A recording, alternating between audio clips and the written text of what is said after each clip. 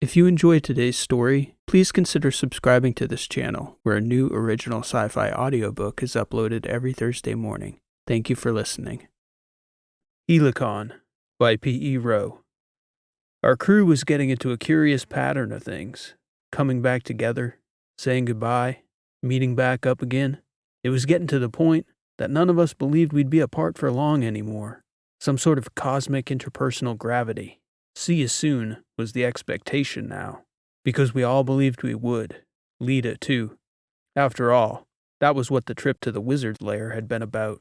Meeting up with Verona, who could escort us into Trasp territory, updating my missing parts so I'd fit in when we got there, and, against everything we'd believed possible, transferring our former ship, Rishi, to a brand new technological body, all to go get Lita back. Those bodybuilders, the wizards, they kept the super-secret protocols in effect for our exit. Rishi, of course, flew Yankee Chaos from their vault, and Verona followed in her ship, Cannon, to our rendezvous point in deep space. After round 2 of a long quasi-medicated sleep, our 2 ships popped up again in interstellar space 50 light-years from Port Cullen, right in the heart of the battery. We had a roster settled for both ships, but there was still a fair amount that had to get sorted before we parted ways. Carolina was confident she'd gotten what she needed out of the early war-era contacts on Salus' list. She was ready to start investigating the next cluster of names. To do so without Sparrow's support, she was going to need a ship, and she couldn't hire her own without making the transaction in family money, marking her trail. I damn well wasn't turning our ship over to Transom. Soch flat out told me it had to be either Ren or Carolina, because he didn't want the stress of being captain. As much as I loved Ren, that point about stress was well taken. You need a little nerve to make captain-level calls at times, and if Carolina Dreesen wasn't born for leadership, I sure didn't know anyone who was. That was my thinking, and seeing as though I was only captain nominally, I let Rishi know my thoughts on the matter, and asked for hers. "You want to put a civilian in charge of the YC, Birch?" She said.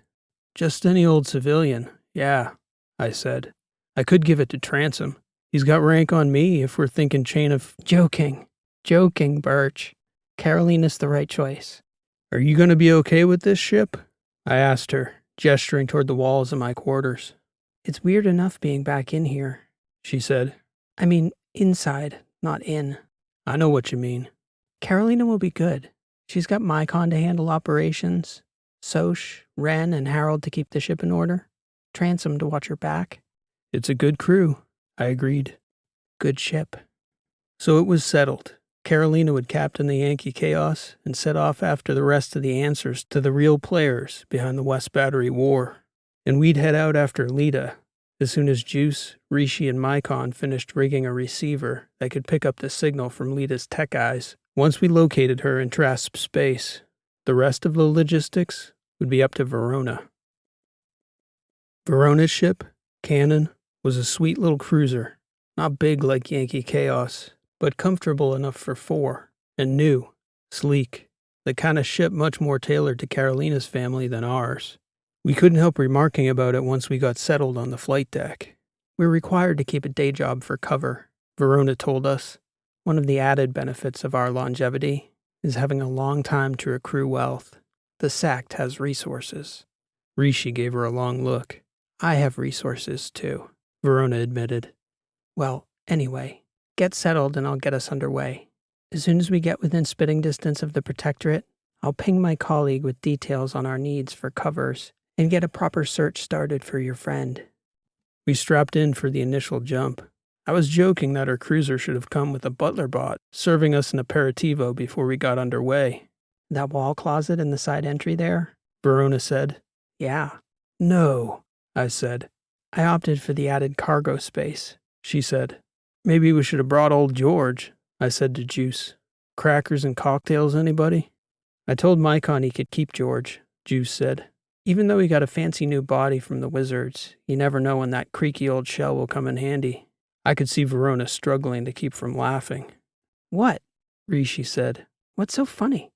"It's just the wizards thing. I can't help but find it amusing.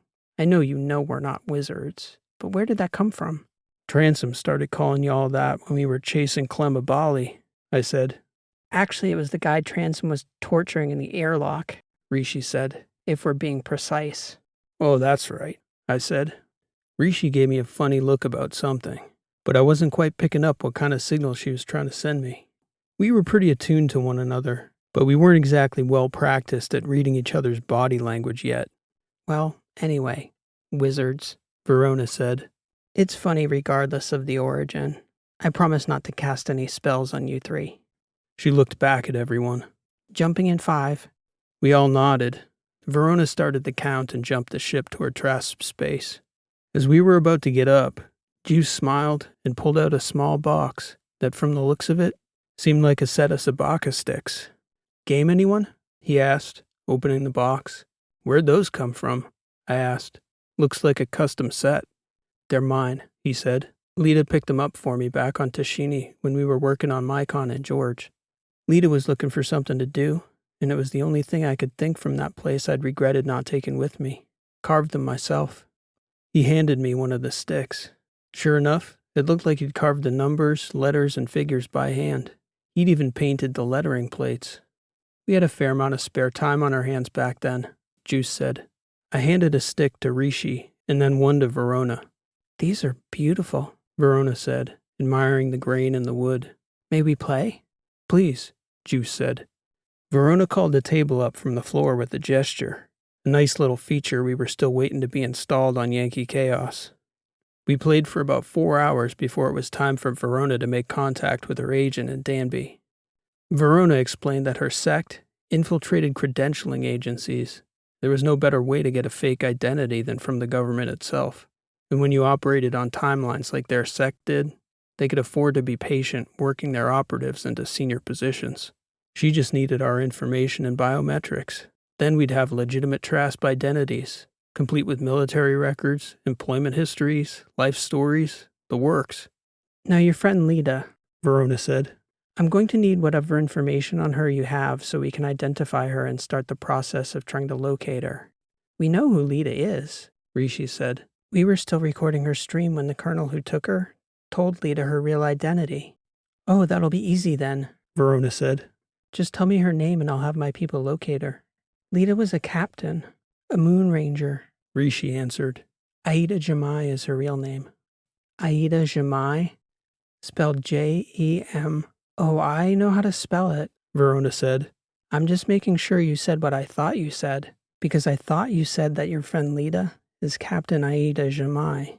That's right, I said. You keep saying her name like you've heard of her before or something. Birch, there isn't a 6-year-old in the whole protectorate who hasn't heard of Aida Jamai. She was one of the most famous women in the sector before she came back from the dead. That's good then, right? Juice said. She shouldn't be that hard to find.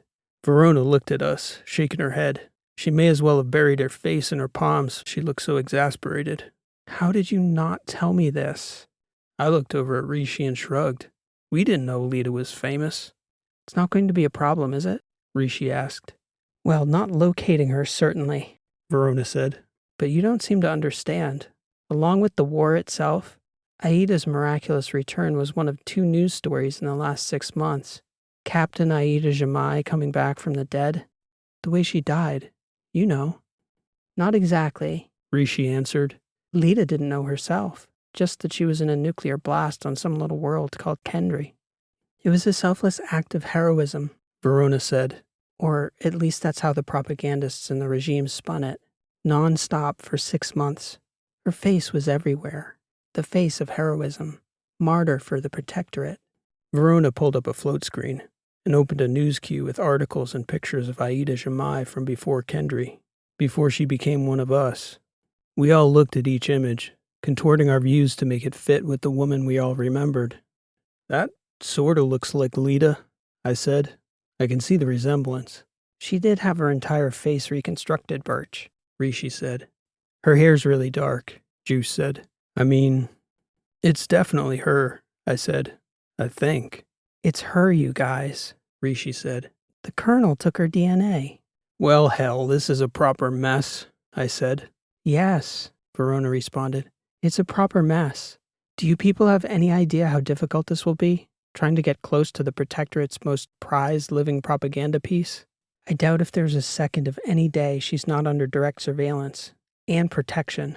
Protection, I said. There might be only one person I know less in need of protecting than Lita. Keeping her prisoner, more like. Semantics, Verona said. It's going to be close to impossible to get anywhere near her. To get her out of the protectorate? Long odds, I said. Verona shook her head. Yes, long odds indeed. I looked around the table. Juice and Rishi were smiling, and I started smiling too. What? Verona said. Why are you three smiling? Miss Verona, Juice said, those are just our kind of odds. The next time we heard back from Verona's contact, she sent us a comprehensive itinerary for Captain Aida Jamai's public appearances, which Verona was correct about. They were not hiding her, parading her around the systems more like. Verona, looking over Lita's schedule, grew concerned that we wouldn't be able to get close enough to see her. We don't have to get close enough for us to see her, Juice said. She'll see us. Miss Verona, Lita can see halfway to Athos, so we just need to get close enough for Lita to spot us out. And she knows her eye stream is still transmitting. I'd bet anything she'd just tell us what to do to make contact. That's a damn good plan, Juice, I said. We just need to get line of sight to her and cause a commotion of some sort so she's sure to look our way. Rishi was able to pick through the files in about 5 seconds and calculate the best options.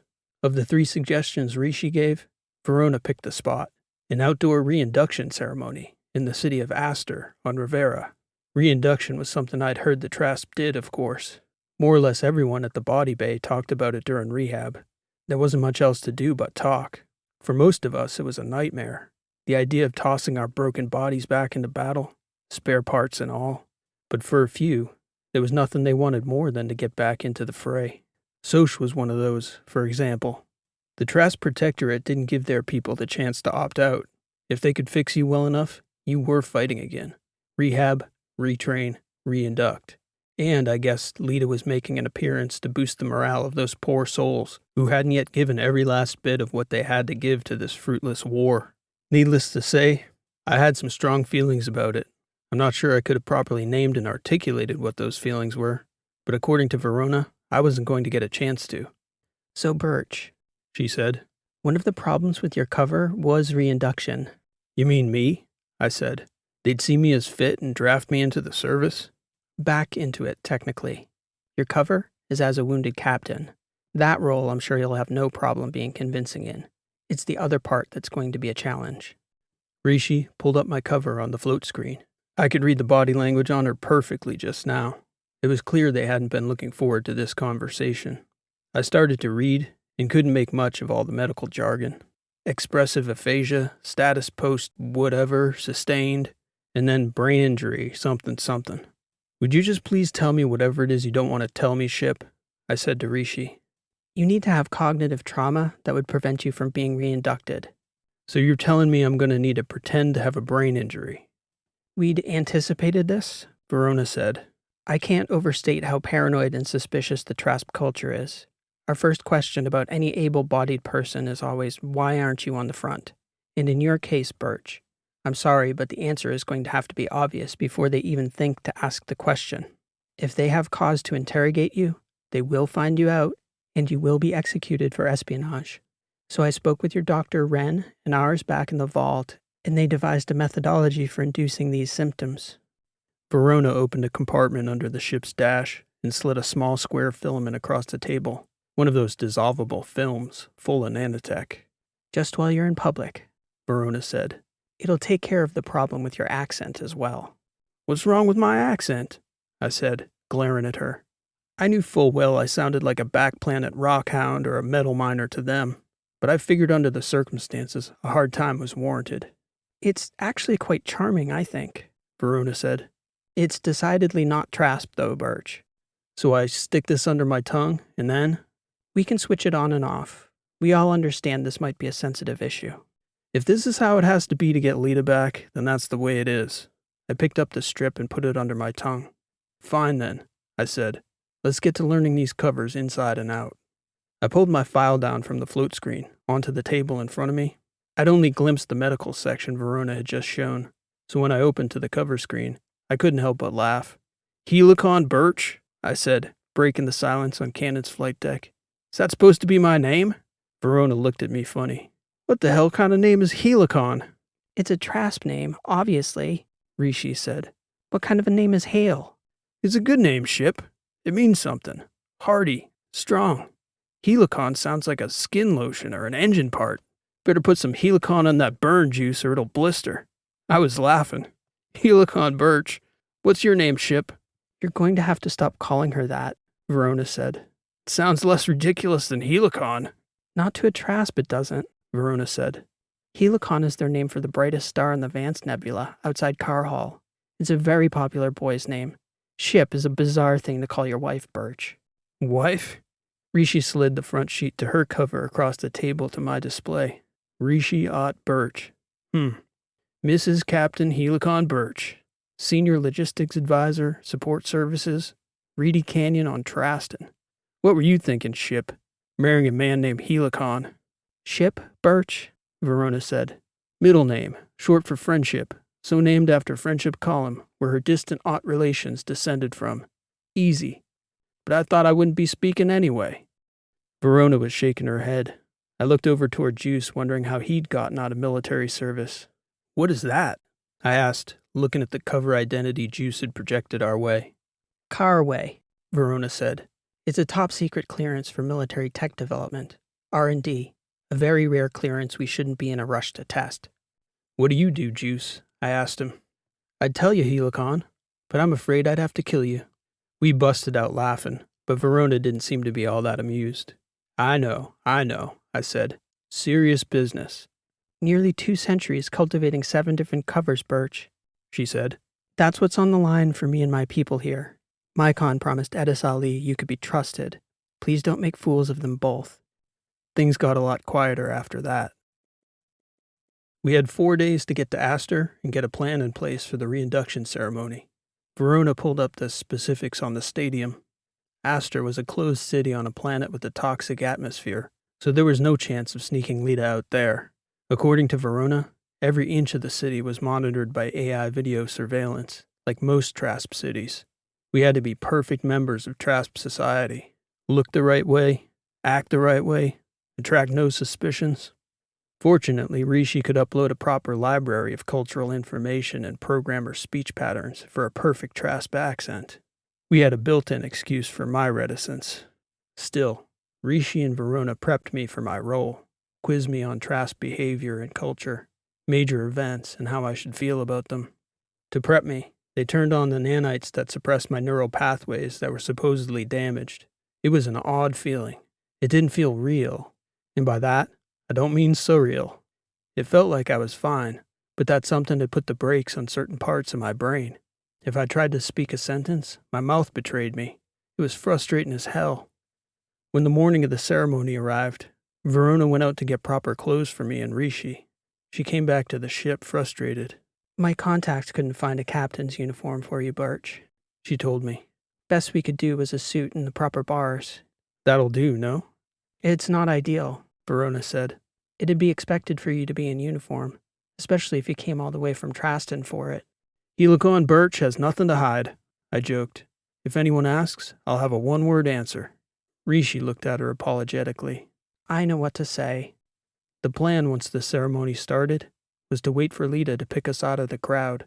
If she didn't look our way, Rishi would use the nanites I'd eaten to trigger a neurological episode that would make us conspicuous. The only drawback was that it would get everyone else's attention as well. In the meantime, Juice would be on the ship with Verona, monitoring Lita's eye stream to confirm that she'd seen us. Rishi and I went out together a few hours before the ceremony. It was uncomfortable. The neural intervention forced the left side of my face into a very odd and irritating muscular spasm. My left eye had a visible repetitive tick to it. I kept telling myself it was all for Lita, but if I'd ever felt like I'd done wrong in my life, it was this. Wearing a brain injury like a costume, I'd seen enough of the real thing to feel a proper fraud, even if it was a necessary part of a mission. Rishi had me by my good arm, walking with me arm in arm along the causeways of the city.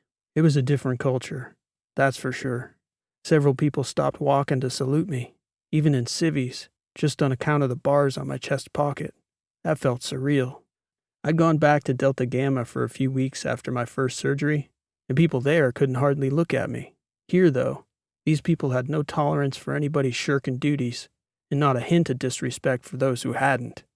Rishi and I sat for a drink for about an hour. The Trasp were real friendly, surprisingly so, talkative amongst their own.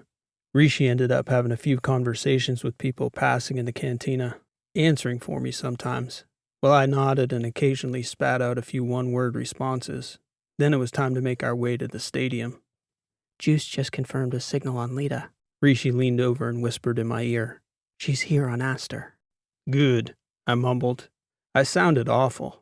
I felt awkward and plenty ashamed of the cover. I was damn well hopeful Lita would pick us out of the crowd on her own, because I was not looking forward to causing a scene. But I supposed old Helicon Birch would be expected to feel some genuine embarrassment about such a thing. I wasn't going to have to fake that. Rishi led me by my arm into the gallery on one of the stadium's upper levels. I guess I hadn't conceived of how big a ceremony this event was. The floor was giant enough to fit a pair of football pitches, and in addition to nearly as much ground-level seating, there were 3 stadium tiers with tens of thousands of civilians. It was long odds that Lita was going to see us on her own. To pick us out of all these thousands? Real long odds. The more I looked at this enormous arena, all decked out in the deep red of the protectorate, flags, banners, and flying colors everywhere, the bigger scene I realized we'd have to cause to catch Lita's attention. Rishi was apparently thinking the same thing as we found our place. She reached up to kiss me on the cheek, embraced me, and whispered in my ear again. When you go down, Birch, reach out and pull that woman down after you. Grab her hair. When Rishi pulled away, she smiled and gestured to the young woman directly in front of us with a big head of frizzy hair and what looked to be a big, ugly-looking boyfriend. I gave her a look as if to say, "Really, Ship? The hair?" She looked back at me and nodded. Well, that'll do it, I thought. That'll spark a proper fracas. I spent the first 15 minutes of the event simultaneously plotting the whole thing out and praying like hell I wouldn't have to do it. But I knew. Long, long odds Lita would see us. I just kept thinking, damn, this poor lady and her big hair. All the years she probably spent growing it out and caring for it, and one encounter with Captain Helicon Birch is going to inspire a whole new fashion. After I finally got my head right about the issue, that it was an op, and the reality was that functionally there was no such thing as an innocent civilian in the protectorate, then I started thinking right. By then, the floor of the arena was beginning to fill up with the pledges filing in. They were a long way down from where we were standing, but it was almost impossible to tell that anyone in that army had prosthetic tech of any kind. I supposed it wouldn't have been easy for anyone to pick out that I had artificial limbs either, at least from a distance. They were all armored up, and their prosthetics looked almost identical to an ordinary armored limb, at least from our distance. I could pick out a few soldiers with beta lenses over an eye, presumably after they'd taken a hit to the face and lost enough functional vision to require a cybernetic replacement. They just kept filing in, line after line, 15 minutes, 20 minutes, 30 minutes. I couldn't help but think of Carolina and her quest to end this madness. The cultural inertia of the better part of a century of all this warfare, the scale of it, 20, 30, maybe 40,000 soldiers down there. And to think that these were just the wounded, just the poor souls compelled to go back out there again. One city, on one small planet, in one part of the protectorate. It was staggering. Rishi squeezed my hand and gave me a look to draw my attention to the dais, where the brass had just paraded in. I could hardly make out anything from this distance, but Rishi's new body had eyes every bit as sharp as Lita's.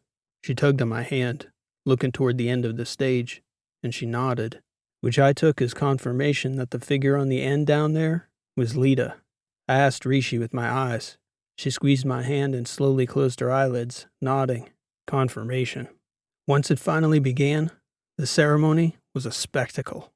The brass in the center of the dais alternated readings of speeches from the Trasp historical record, many of them genuinely moving, even to an outsider. There were drill performances, musical interludes, and all the floor ceremonies took place along the outside of a circular stage, at the center of which were 2 enormous drone harriers set bolt upright in the center of the arena floor, reaching nearly to the rafters. Every last soldier on the floor, gleaming red in their show armor, which occasionally shifted to black or white during the drill performances, but never any other color than Trasp red. Then came the moment everyone had gathered for, when all the poor bastards down there repeated their oath of service, likely winning a second trip to Burning Rock for their loyalty. The kicker in all of it, at least to me and Rishi, was the voice all these soldiers were forced to echo, line by line. It was unmistakably Lita's voice. Rishi squeezed my hand, and we looked at each other. It was strange how fast the body language had gotten pretty seamless between the two of us, because I'm sure we were feeling the same horrible weight of it, the enormity of it. Lita, no more willing to issue the oath than most of these soldiers would have been to take it if they knew what we knew. Yet here they all were. Rishi gave me a long look while the gallery was standing and applauding the courage and loyalty of these brave soldiers. That much had never been in doubt, regardless of the circumstances. I was almost so distracted by the moment, I didn't pick up on what Rishi was trying to tell me. She hadn't gotten a no-go from Juice, which meant Lita hadn't spotted us yet, and that meant the poor woman with the frizzy hair was about to have an unfortunate encounter with Captain Helicon Birch. There was a program listed on each of the boards at the foot of each tier, so everyone could follow the ceremony. The remaining items were the loyalty pledge, and then a minute of silent remembrance, before concluding remarks and the recessional march. If there was a time to cause a commotion that Lita would see from down on the dais, it was the minute of silence. I spent most of the time between that exchange of looks between Rishi and me and the minute of silence, thinking about how to do it, how I was going to make it look natural, casual, properly acted out. Then, a few seconds into that minute of silence, whatever the hell Rishi and Verona had programmed those nanites to do, rendered all my planning moot. I didn't have to pretend to fall. I fell over the seat in front of me like a bag of moon rocks, and as my eyes were rolling up in the back of my head, it was just right there, that big head of frizzy hair. I didn't even have to try. I just grabbed. Instinct. And the last thing I heard before totally blacking out was the blood-curdling howl of a completely unsuspecting woman as I pulled her down to the ground with me by her hair. I was only out for a few seconds, I think. It couldn't have been much more, because the poor woman was still half on top of me, and parts of my left side were still convulsing.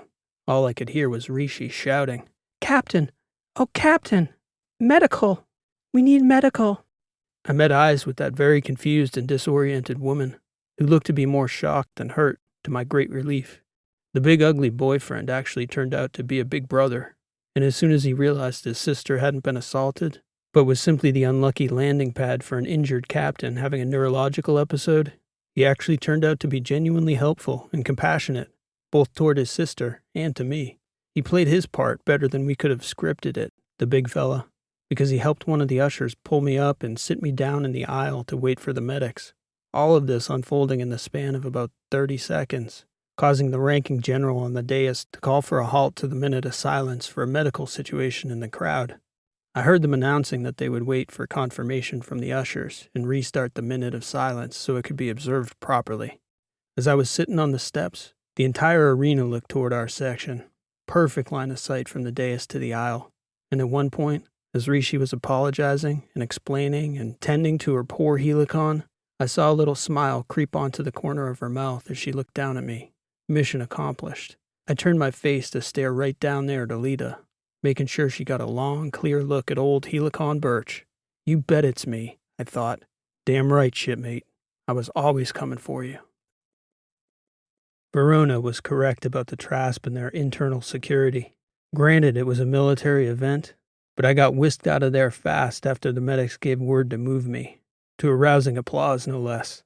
From then, we didn't take a step without eyes on us from the ISB, and not just one inspector. There were security regulars with bots at their hips, a pair of junior inspectors, and then, finally, the boss came in to see us. They were suspicious that I refused to be taken to the hospital over the matter. Captain Helicon had been discharged from Trasp service, though, so they couldn't order me to go without arresting me. The ISB inspector was a sharp-eyed, suspicious woman, wearing a regular military uniform with major's rank and insignia. Her name was Heartline. "The captain's stubborn," Rishi explained when that major asked why I was refusing to go to the hospital. They'd taken us to a secured room in the lower quarter of the stadium. "I feel fine," I said. He's embarrassed more than anything. You call your husband the captain? She asked Rishi. Only in public, Major Heartline. The captain has earned that rank, just as you have. Major Heartline looked over at me. That much seems indisputable, she said. What was this episode about, Mrs. Birch? You'll understand I have to ask. Of course. Occasionally the captain has seizures. It usually only lasts a few seconds, never more than a minute. He's had maybe 7 such episodes since his last surgery. 8, I blurted out, thinking Rishi was sounding a little too well rehearsed. So I added a little spontaneity to the situation. She shook her head and said under her breath to the major, It's 7. He's still a little woozy. No matter. I grumbled and shook my head at her. Pretty good acting on my part, I thought. Anyway, he had an episode, and I'd closed my eyes to observe the minute of silence. It's my fault, really, Rishi said. That poor woman, Larsa, she was very understanding, and thankfully only shaken. What were you folks doing here? Major Heartline asked Rishi. All the way from Traston for a reinduction ceremony? Friends, I blurted out. Friends. He's very active in the support networks. It's all he does, really. When they finally make it back in, the captain likes to congratulate them in person. It's such a long road for all of them. The major looked over at me skeptically. I lifted up my right hand, and Rishi pretended to be dense about what the major was wondering about. Ah, yes, Rishi said. Sorry, he's a prolific writer. Hardly ever stops for a break. I said, nodding along. It's just talking he struggles with. The major took a deep breath. Were you planning on heading home today, Captain? Yes, I said, after taking a deep breath. After the ceremony? I shook my head. We were planning on meeting a handful of the captain's friends for dinner, though I think it might be prudent to head back to the ship and have a rest before deciding whether that's a good idea. Good, I said, gesturing forcefully with my hand and with my face. Idea. Well, I can see what he wants, Mrs. Birch, the major said, smiling.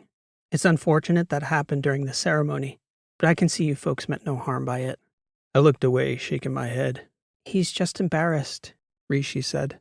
You know, not one to kick up a fuss or have one made over him. I do know the type.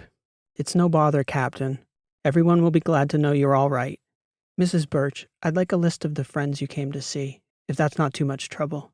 I'll look into it personally, and then you'll be free to enjoy the rest of your day.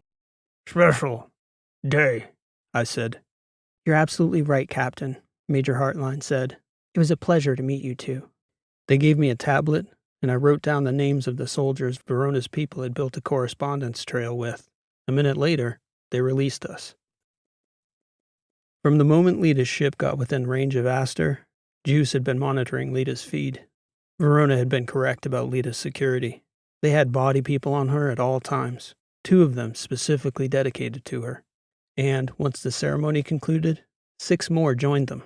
4 to manage the flow of the queue to greet Lita, and 2 more undercover in the crowd.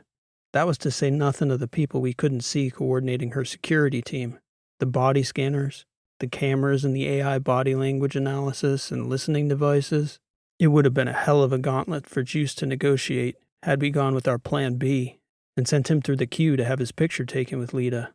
In retrospect, both were massive risks. With some luck, we'd gotten away with the first part by playing on Trask's respect for a wounded officer. But if Lita's head of state-level security in public wasn't bad enough, when the queue was finally exhausted, Lita went back to a changing area. And who was there waiting for her but Major Heartline herself? It turned out we'd just met face-to-face with the ISB officer in charge of Lita's personal security. The good news was that Lita had seen us. Juice showed us the clip. She looked right at me in that moment I was looking at her. Birch, what are you doing here? Lita had whispered to herself. Oh, go home, please. Please.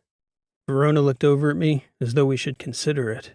Not a chance in hell, I told her, shaking my head. We're not leaving Lita again.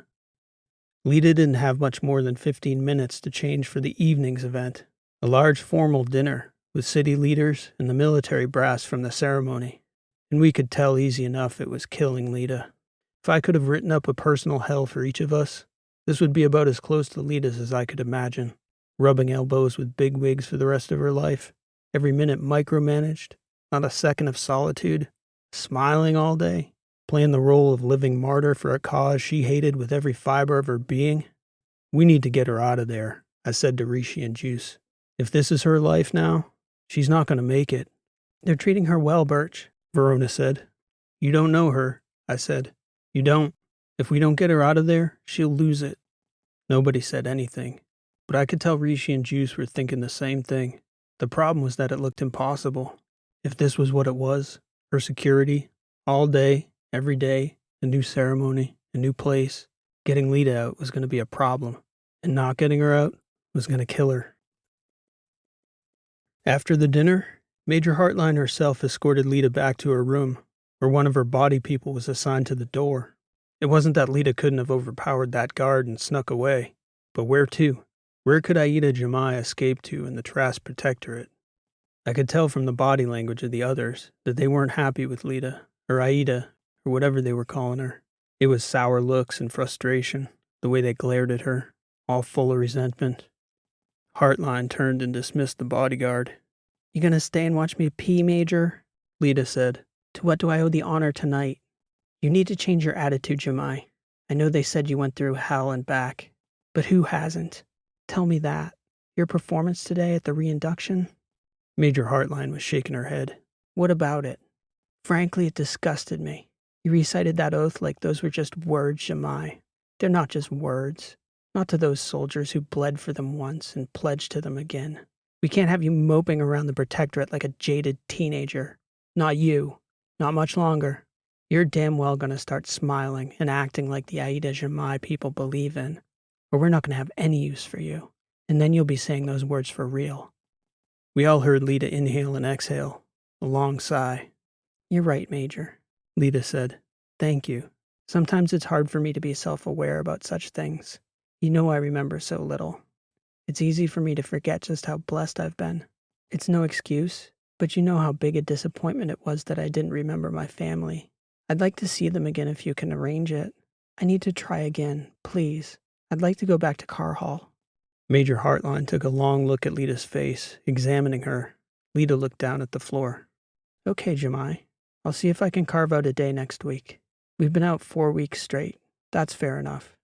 It's no excuse, Lita said. I know it's not.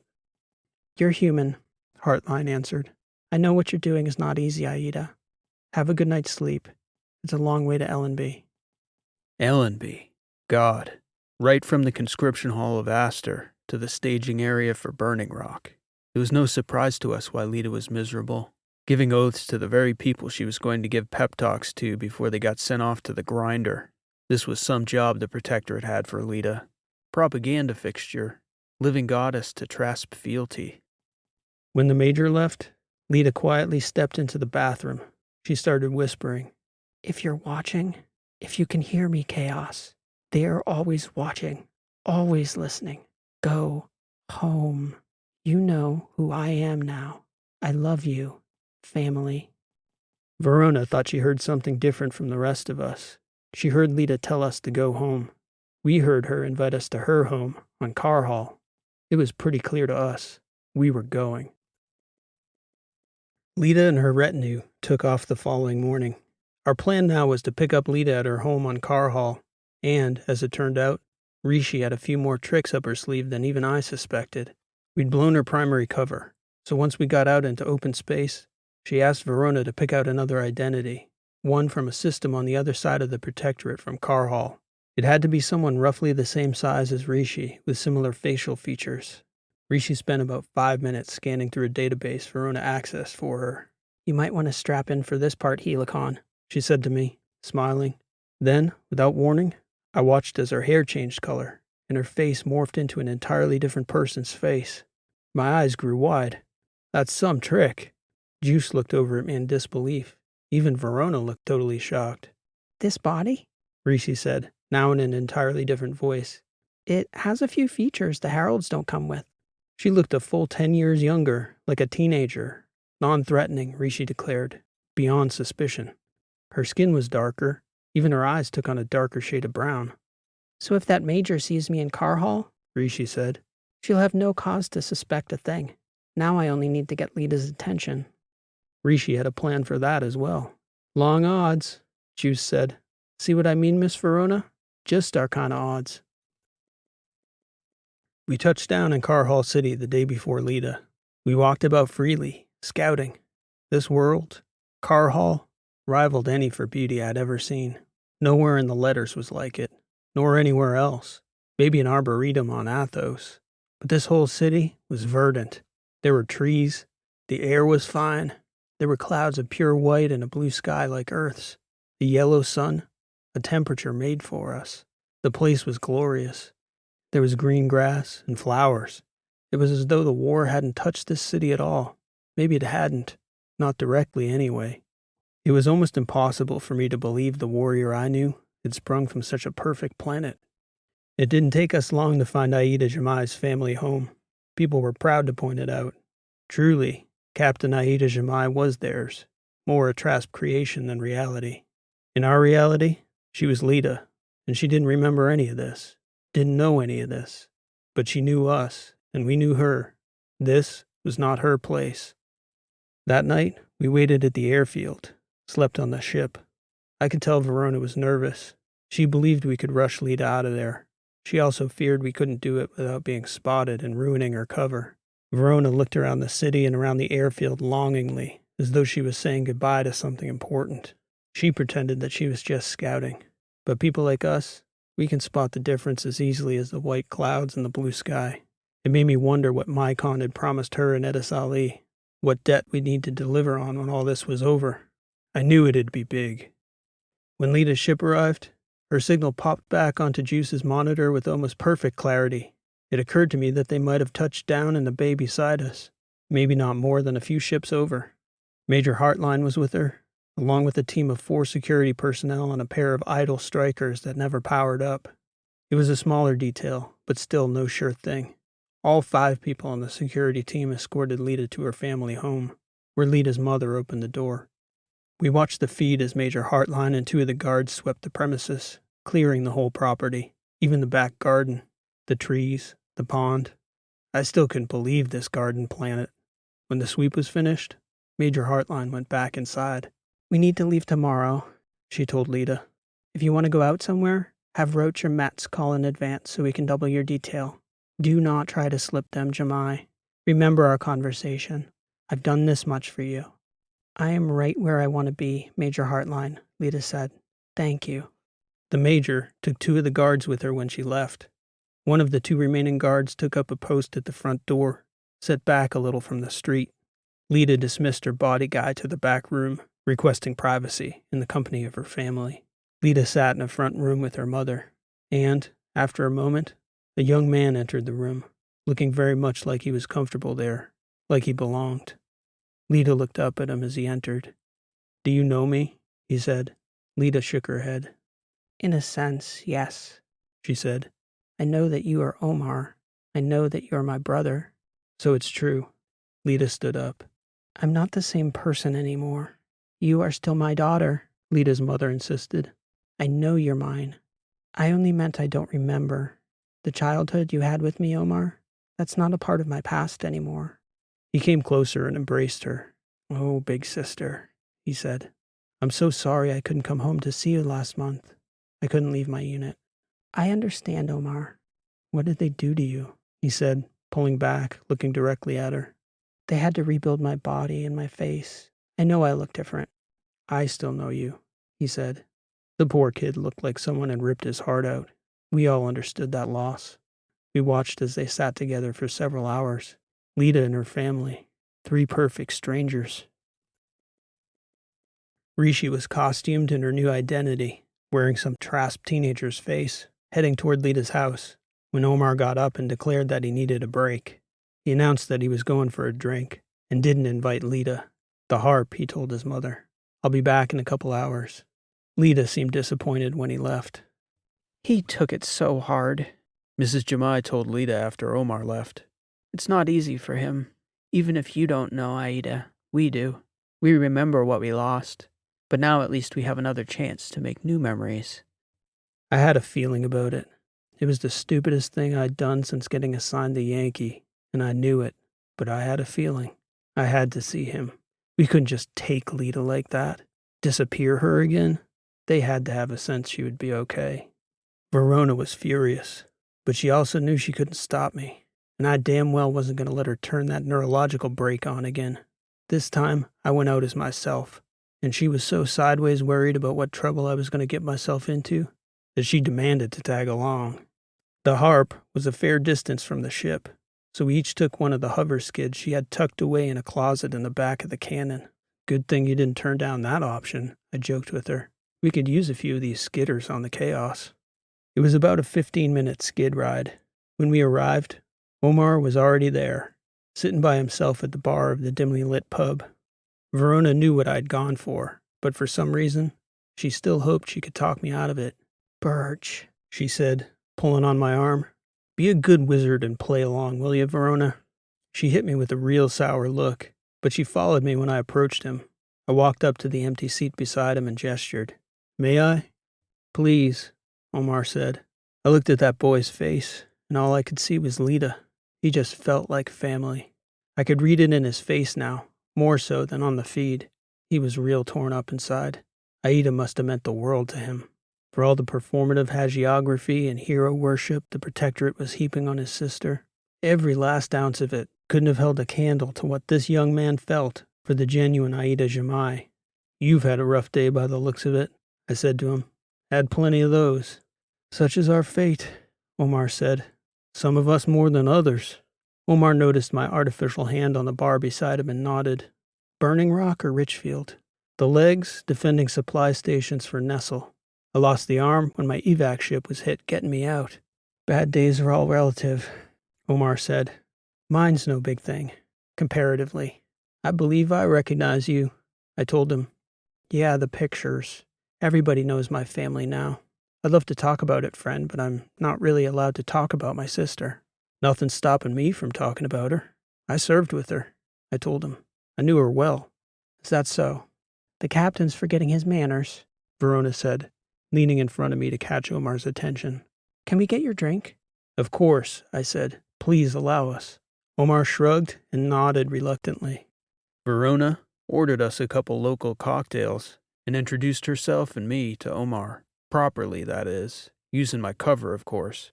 Captain Helicon Birch. "So, I imagine the reason you can't speak about your sister is that the ISB doesn't want people to know that until she miraculously reappeared a couple months back, she didn't remember her own name. Sound about right?" "You don't have to say anything, Omar. Just nod your head if I'm close to the mark." He nodded. "You have a strange accent, Captain. Not sure I can place it." "I grew up close to the letters. Traveled a lot as a kid," I said. "I can't tell you how I know what I know, but I do understand what you're going through." "Oh? It's like losing her twice, am I right?" Omar shrugged. "The thing is, you were wrong about the first loss. You just didn't know it. And you're wrong about the loss this time, too. She's still there. What you love about her, it's all still there, whether she shares your memories anymore or not." "I'm a little confused as to who you people are," Omar said. "And, as you noted, this has been a tough day. I served with your sister, Omar. I know her. I know who she is. All the things you love about her are still true. You need to know that." "Where exactly did you say you grew up?" "I didn't say exactly. There are important things, and there are unimportant things. The important thing I'm trying to tell you is that you haven't lost anything, and the work your sister is doing is more important than you know." "Oh, I know," he said, rolling his eyes. "Keeping the protectorate inspired. Lifting morale. So important." He lifted his glass as though to toast. Then he caught something out of the corner of his eye. He turned toward the door, and a look of disgust washed over his face. I was about to turn too, but Verona grabbed my arm, tugged me toward her, and leaned over, kissing me on the cheek. Before she pulled away, she said quietly in my ear, "Don't look back. Don't. Major Heartline is here." "Day keeps getting better," Omar said. "Listen, Captain." "What's wrong?" Verona said, leaning across toward Omar, touching him on the forearm. He turned back toward Verona. "Oh, it's just... well, the ISB. My mother told me they followed her around when Aida was home last time. Even when she was out by herself. I guess I'm getting the same treatment now, too. Fun." Omar took a long look at me, noticing me sitting there, my eyes front, conspicuously uninterested in the 3 ISB agents he and Verona were looking at. "Where did you serve with my sister, Captain?" he said. "Lots of places," I said, taking a sip of the bitter cocktail. "Too many to name." "Start with 1, Omar said. I shrugged. Omar looked back at Major Hartline and her 2 colleagues again, and kept talking. "My unit spent some time in the Alphas, Captain Birch. You ever been out that way?" I nodded. "Many times." "Many times," he repeated, imitating my accent. "Not back to Car Hall all that often, though, I'll wager." I shrugged. Verona shook her head at him, begging him with her eyes. "My sister had a nickname from school, in the JO's Corps. It stuck with her all the way through Ranger School. You'd know it if you served with her. I only ever knew her as Lita." "Lita? That's a fact." Omar looked back toward the ISB, and then back toward us a couple times. He took a deep breath and picked up his drink. "You know what I noticed about people in the letters when I was out there, Captain Birch?" I shook my head. "See, we Trasp have this culture about loyalty to our schools, to our cities, to our units, to the protectorate. That's the big one. The chief difference I noticed when I was out there in the letters was that people were much more loyal to each other, to their families, to their friends. You've been out there. I'm sure you know what I'm talking about. Just a slightly different way about them. The kind of thing that would make a person do things that they know to be costly, foolish, and maybe even fatal, just to help out a friend. Nothing bigger than that. No grand narrative. I have to say I found it to be, I don't know exactly. Call it a strange mix of naive and shockingly commendable. I wonder if we Trasp used to be that way too, and that it's just another casualty of war that doesn't get counted. You understand what I'm talking about?" "Better than you know, Omar. Yeah, I do understand." "Important work, you said?" I nodded. "The most important work. Much bigger than you could possibly believe." "Okay," Omar said, picking up his drink. "I admire you, Captain. I really do." He got up, turned around, and started walking toward the table where Major Hartline and her people were seated. Verona's eyes followed him, filled with terror. She didn't know what to do, I could see. I thought she was going to bolt, so I grabbed her hand, held it in mine, squeezing it, still facing forward. "Slowly," I said. "Don't draw attention." As I stepped off the stool and stood, I could see, just within my peripheral vision, Omar was standing beside Major Hartline's table, having positioned himself opposite the door and away from the bar, drawing their eyes to him. He was pointing at them angrily, and though it was too loud in the place to make out what he was saying, I had no doubt it was something performative about not appreciating being followed around by the ISB in his own hometown. As we walked out, heads down, my arm over Verona's shoulder, Omar glimpsed up at me for just a moment, not directly, and not for long enough to catch the Major's attention. But he knew. I knew that he knew far more than I'd given him credit for. As I said, Omar was family. Verona was shaking as we stepped outside and started back to the ship. I'm pretty sure this wasn't her brand of espionage, well-trained as she was. We didn't say a word to each other on the way back to the ship. When we got there, Rishi was already back, wearing her own face again, and she was alone. "We shouldn't linger," Verona said. "Rishi?" I said. "Rishi, what happened?" She shook her head at me. "Rishi, what happened?" "Lita wouldn't come, Birch. I couldn't talk her out of staying." "We need to go," Verona insisted. "Strap yourselves in." "Juice," I said. I'm not sure whether I was asking for validation or an explanation or what. "You just have to play it back yourself, Birch. I was recording." "I can't accept that," I said. "I know she wouldn't want to stay. We didn't come all this way to leave here without Lita, you two." "It was her call, Birch," Juice said. "Verona's right. We should go ASAP." I don't know what I was angrier at. That Lita didn't come with us, or that I'd stuck my neck out to give her family closure or some other kind of comfort, only to realize that we were the ones losing Lita all over again, not them. And just like that, we were in the air, out of Car Hall City, without her. In that moment, it seemed like Lita, our Lita, had chosen Aida Jamai. Verona was anxious until we got to the exclusion zone. Once we hit the line and started to jump out of the system, she finally took a breath. I was sitting the whole way in silence, wondering about what had gone wrong. Verona turned and looked at me. and I could tell she was pretty damn furious about what I'd just dragged her through. I know, I said. That was the stupidest damn thing I've ever done. What the hell were you thinking, Birch? Verona asked. I was thinking I couldn't do it to them all over again, for a third time. Just sneak in there and steal her away. Their sister. Their daughter. Not without a sense that she would be okay. That it was for the right reasons. I shook my head. It wouldn't have been right. Verona didn't say anything. She just kept staring at me, shaking her head in disbelief at my stupidity. Anyway, I said, looks like it was all for naught. No, I don't think so, Rishi said. I don't think that at all, Birch. Verona and I told Rishi and Juice about what had happened at the bar, how things had gone down with Omar, how close we'd come to getting caught. Then Rishi queued up the footage of Lita. It was crystal clear, from Rishi's eyes and ears this time, not Lita's. Rishi, wearing that teenager's face, walked up to the door of the Jamai house, fully expecting the bodyguard at the front to shoo her away, which he attempted to do. Please, she said, I have something for her. A gift. She's here with her family. Please, young lady, you need to respect the family's privacy and leave Captain Jamai alone. It's something she'll really want, sir. Please, it would mean the world to me to give it to her.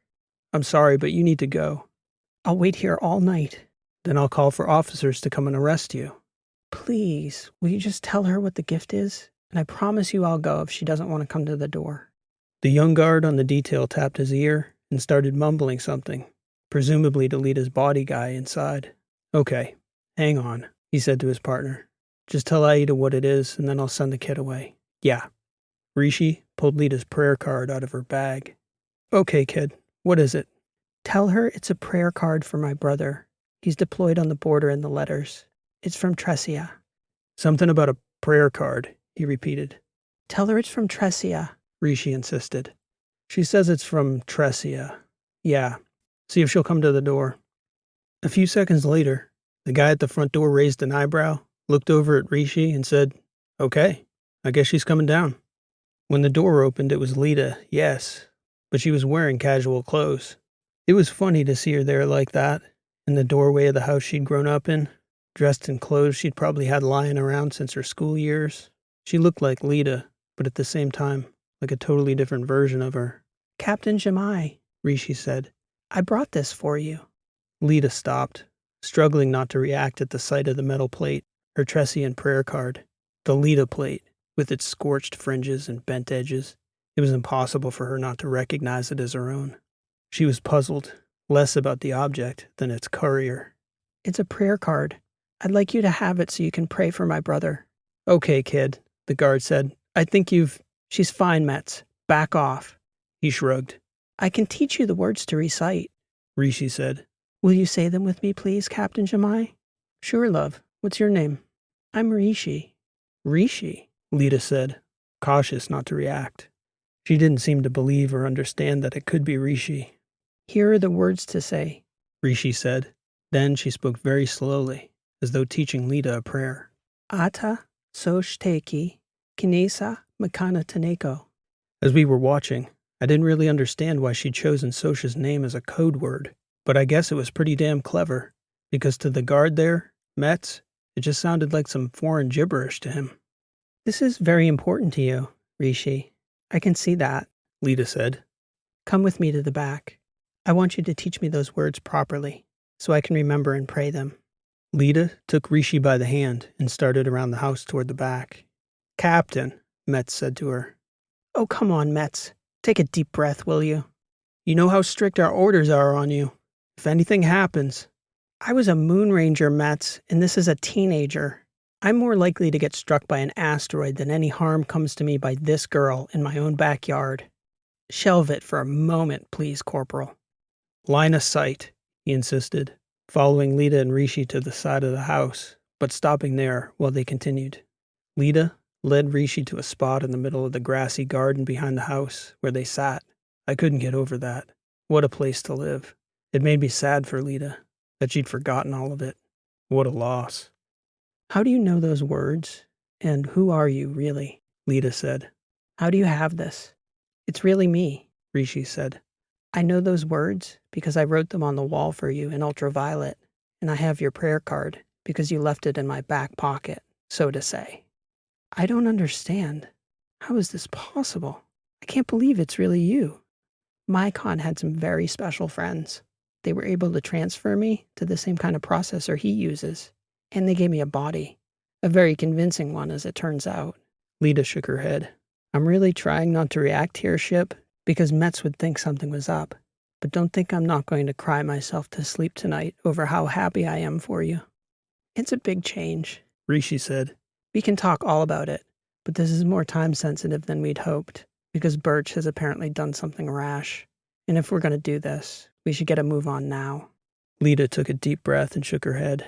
She gestured to the plate and said, Do you remember what he said to me that day, Rishi? Who? At the Sochteki Kinesimekanataneko? He said a lot of things that day. About good people, Lita said. How they don't get to do what they want. They do what they must, Rishi said.